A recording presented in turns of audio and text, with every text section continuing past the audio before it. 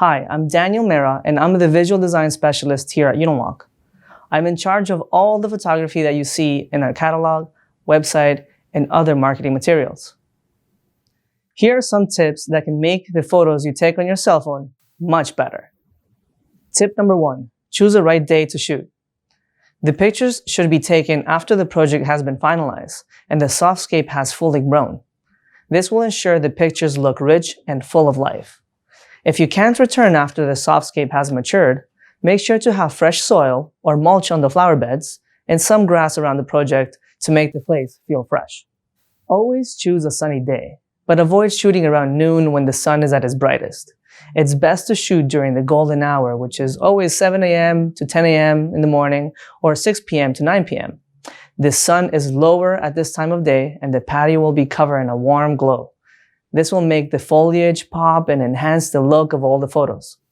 If your project has large trees and is covered in shadows most of the day, you will benefit if you choose to shoot in a slightly overcast day. A very thin cloud overhead will minimize the shadows on the patio and your picture will look even all throughout the job. Tip number 2, clean and declutter your project. It's very important to sweep the ground and remove any leaves or debris before you start. This shouldn't take you more than 15 minutes to achieve. You can either use a broom or a leaf blower, whatever you are more comfortable with. Have all the softscape trimmed and ready before you shoot.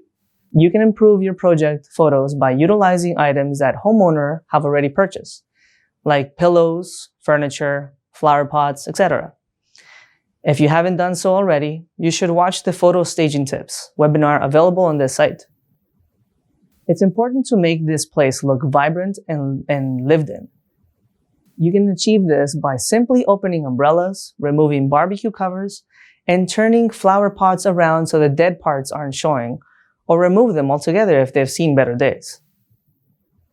Remove large and unwanted items that might be distracting in the picture, such as hoses, dead planters, garbage bins, or large pool toys. If you can't remove a large distracting item, like a shed or a dead tree, move closer or change your viewpoint to crop out the object from the frame.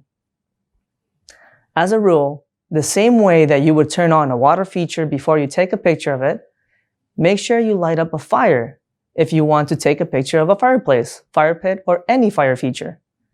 If time is an issue, at least place a few dry logs in it so it looks like it's ready to go. An empty fire pit never looks appealing.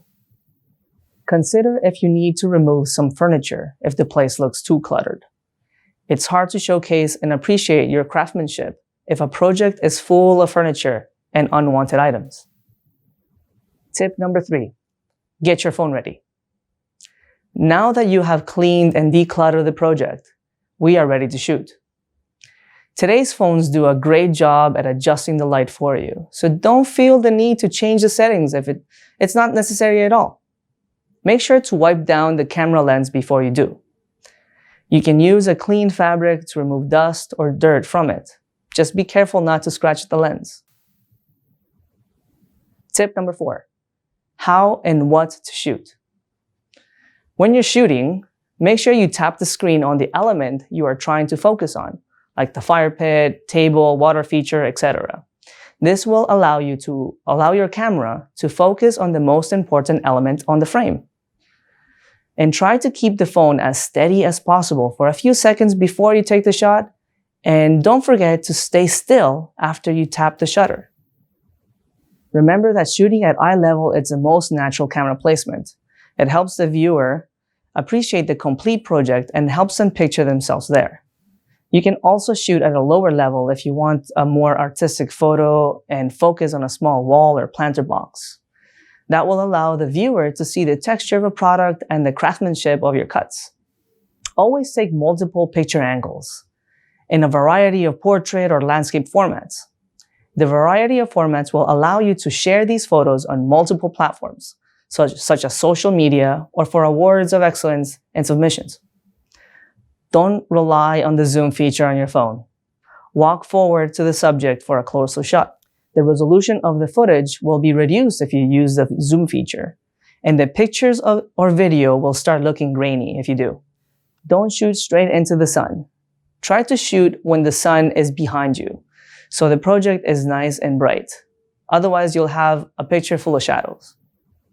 Tip number 5, miscellaneous tips. If you have time, start experimenting and shoot the same scenario or project at different times of day. You never know what you will end up with until you do. And always take extra photos. Shooting more than you need is ideal because it's easier to shoot extra than having to return and shoot a second time. Just like a person has a better side in a photo, there is always a perfect photo angle. Walk around the perimeter of the project before you do. Notice all the shadows and the flagstone on the flagstone walls, home, and decide which side looks best. There are tons of things that you can do to keep improving your photo skills, but following these tips, it's a very good start to turn your good pictures into great, amazing pictures. You'll be able to share them on social media feeds or even on your website. Thanks for watching.